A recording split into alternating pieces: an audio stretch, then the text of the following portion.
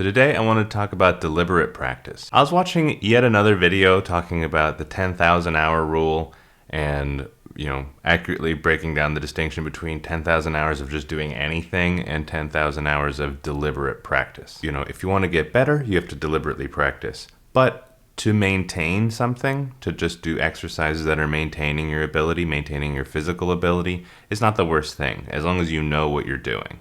If I'm running physical exercises, just running scales or something like that, in a not, amazingly profound way, I know I'm at least keeping my hands mobile. I'm keeping my flexibility up. I'm keeping my strength up. Again, that might not be moving the ball forward necessarily, but it's keeping the ball there. So if you like what you see here today, please like, comment, subscribe. It helps me out a lot. I appreciate it. And check out the description. There's a whole bunch of stuff down there. What does it mean to deliberately practice though? There's about a million things that I personally suck at and could practice deliberately, but it might not get me to where I want to go, and it might not help me with something that's right in front of me, like the next gig, the next project, the next whatever, my next goal. So again, today I want to talk about deliberately practicing, but also goal-oriented practicing for what you have in front of you, whether that be a gig or some kind of skill you want to get. So say I'm going over a tune that has a minor 2-5-1, and previously I've only gone over regular 2-5-1s. I might want to go, say I play through it once, it's a little iffy, and I go, okay, that's something I'm not good at. Now I have my practice routine. Then, I have my goal of what to get good at, and I have to make a practice routine around it. So this is where practicing can get almost as creative as playing, where you're like, okay, how am I going to tackle that? I can just run, say we're doing like D half diminished, G7 flat 9, C minor, right? I can go, well, I just will run C minor, C harmonic minor, down and up and down and up and down and up in one area that I'm playing. That might be one way to get through the tune like right now, but obviously I'm not being extensive, I'm not being exhaustive enough. So instead of just running that scale, I can run harmonic minor, say in all the caged positions. I can run it with like the finger stretch position, which is basically like, all 7 modes and just running it throughout. And I can also do the arpeggios of every single one of those chords. So now if I do the arpeggios for everything in caged, I have 5 different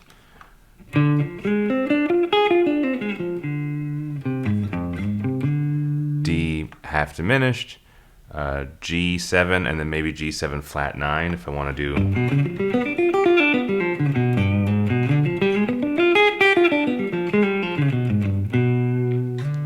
And then C minor 7.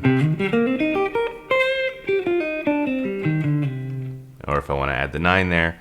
So now I have 5 cage positions of each of those. Maybe if I add a little bit of, some extensions here and there, I have a lot to practice. I have a lot to go over to get those down, like by heart, by memory, be able to switch between them, seamlessly. So now instead of just going over one little area, I'm going over 3 different modes in 5 different cage positions, and then 3 different sets of arpeggios, and then more if I want to add extensions in all 5 cage positions as well. If at some point when I was talking you went, oof, that's a lot, I'd be like, yeah, that's the deliberate practice of it.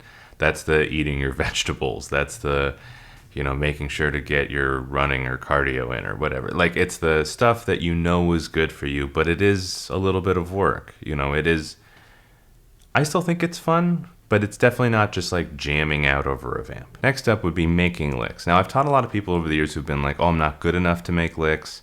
I'm not experienced enough to make licks. I should just learn someone else's licks and then I'll play them and I'll have licks. But somebody else made those up. Like, it's not the way to look at it. The way to look at it would be like, do I like certain melodies and not others? Do I like certain music and not others? Do I love certain players and not others? Well, then you have a preference. And somewhere in you, kind of the notes you'd want to hear. You just have to figure it out on the fretboard. Your brain and your hands have to be melded, and this is a really good way to get started with that. So say I play a lick like,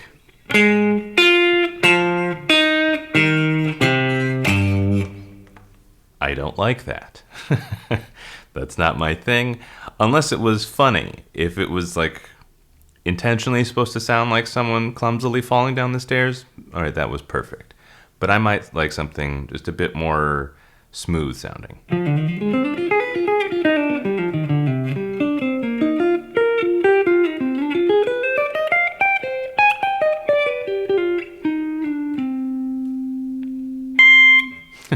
Maybe I get in a bluesy mood.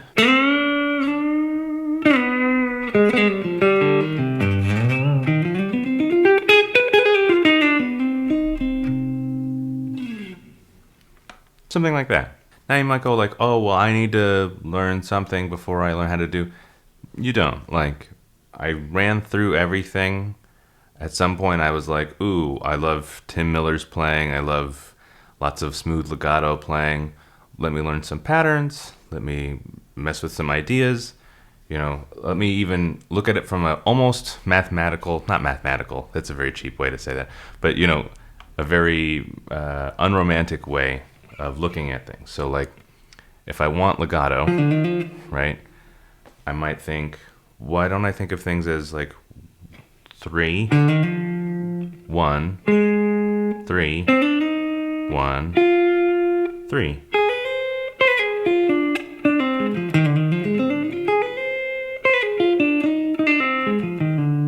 Right? I don't know. It's just trying stuff out. How about 2, 1, 3, 1, 2.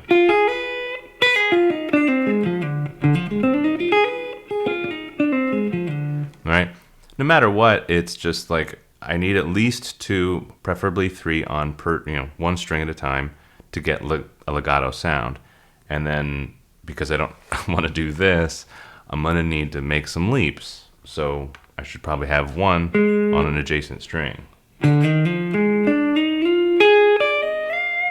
Right? It helps with, making a leap as opposed to like some Holdsworth thing where it's like,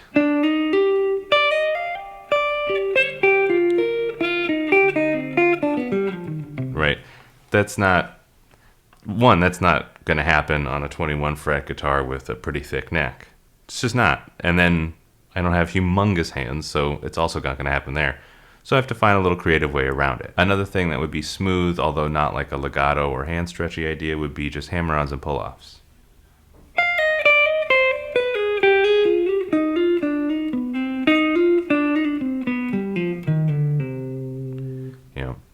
How kind of smooth can I get them while being percussive? Is that something now I need to work on?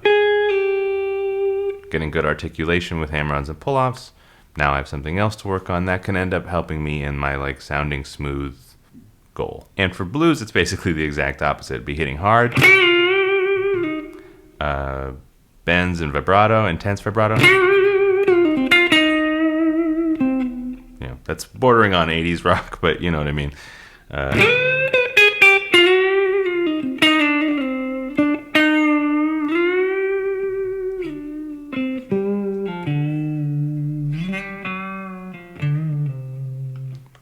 Do I want to add the blue note from the blues scale? It's up to me, honestly. Like, if I added it,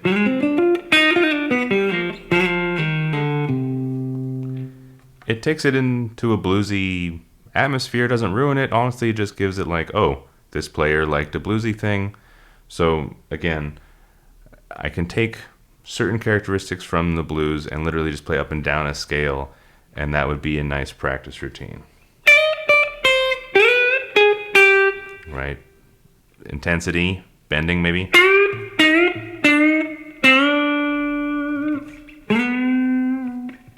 Slides. I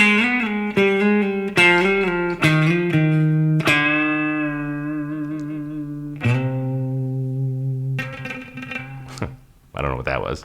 But yeah, it sounded a bit bluesy even though I'm literally just playing up and down. So again, you can hear that I'm describing certain things that are bluesy. I'm describing certain more smooth soloing techniques.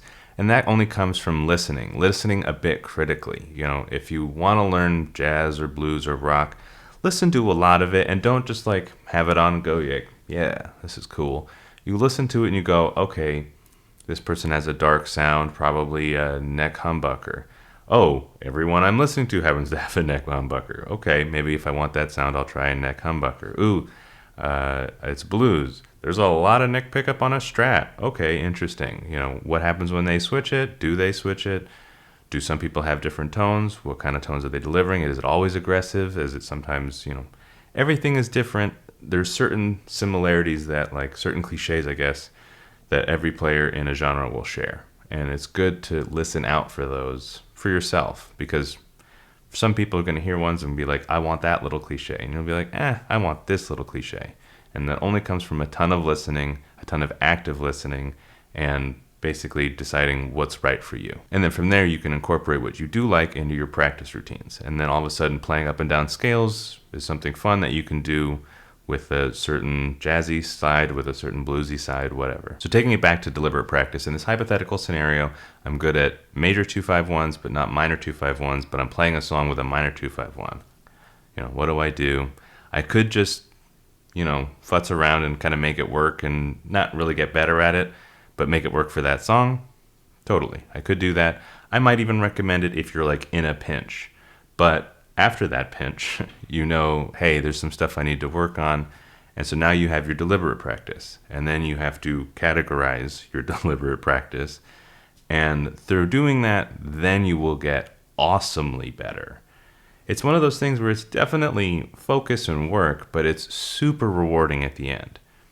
You know, I always stress, have fun when you play. And honestly, the harder you work, the more fun you're going to have. So, like, to a certain extent, you're going to want to play a certain amount during your practice just to remind yourself of why you started playing guitar or music in general. But there's going to be a certain amount of work, and I wouldn't think of it, honestly, as, like, belabored work, more like research. You know, you're doing music research on your instrument, and honestly, kind of your own mind as to put, like, what you want to play, what you want to put out there. So of course, not all deliberate practice is just going over that stuff. That's deliberate practice around a progression. But, you know, say you get burnt out and you're just like, I just want to break from, you know, scales and arpeggios, that's totally fine. Maybe focus on your tone that day. If I want to get like a bluesy sound out of this neck pickup or a jazzy sound, that's going to take knowing this neck pickup, knowing like what kind of amps get a certain sound, what maybe pedals, what EQs. I'm going to end up learning a lot, and that's just as deliberate as all that other stuff. There are plenty of people who play great, but their tone might be lacking. Plenty of people who have great tone, but, you know, playing might be lacking. As many boats as you can lift, just do your best and have fun, honestly. It's a wonderful thing to learn about. I know personally, I had a goal, started 2 years ago, to get better at solo guitar, to get past my fear of it at least. And you can go back and see my first try, around midnight, and my last try, which is last week's video of All Things You Are. Very different approach. I've had some different approaches in between those two. Different ways of recording, different ways of EQing. You know, this sounds better quieter, this sounds better louder, this is a warmer tone, this is a brighter tone. Like, how do they influence the entire solo piece? Lots of stuff like that. You can hear the tone change per everyone. But, you know, I also put it up there and you can hear every mistake I make. You can hear every maybe experiment that you might not like, I might like, or vice versa. You know, it's all about that journey. That's the fun of it. That's the fun part. There's a lot of work that went into each of those, but it's still quite a bit fun, and it's still like a proud moment to go like, hey, I got over my fear of it. So again, I hope you have some fun deliberately practicing. Thanks very much for watching, and I'll see y'all next week.